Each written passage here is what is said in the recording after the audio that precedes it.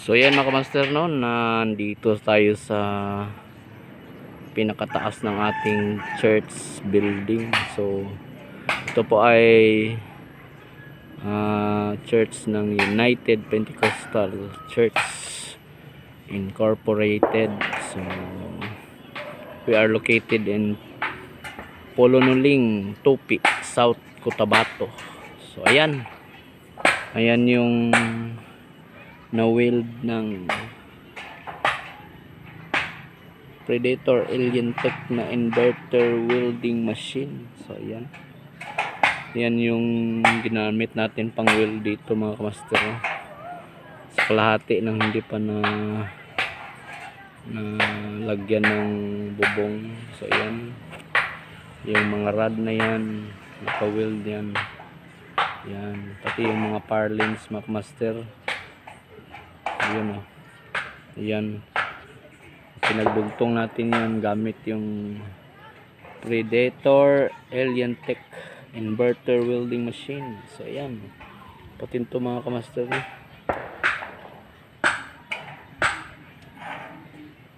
magamit tayo ng technology ng Alien. So ayan, Alien Tech. Ano pa, ayun pa.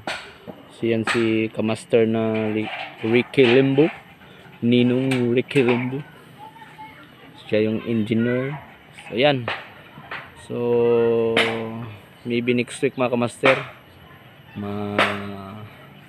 mataod na natin yung ating bubong, no? So makumpleto na to mga kamaster. So sa awa ng Diyos matanggal na itong dating bubong natin sa ilalim. So yan mga kamaster, open for any donation po tayo. Baka may pusong mamon dyan na magdo-donate. So we are open for any donation sa mga materyales. So pagkatapos itong bubong mga kamaster, dito naman tayo sa baba. So kailangan natin ng mga simento para sa mga beam sa ilalim. Yan, so kailangan natin ng mga sand and gravel para sa flooring natin. Kailangan natin ng mga ang tawag niya, mga bakal mga kamaster, para makumpleto yung ating building. So baka sakaling may magdo-donate na mga kaibigan natin dyan, we are open for any donation mga kamaster. So ayan, so God bless sa inyo mga kamaster. Salamat sa inyong panonood. So baka sakaling nais nyong mag-donate, so meron akong link sa ibaba mga kamaster.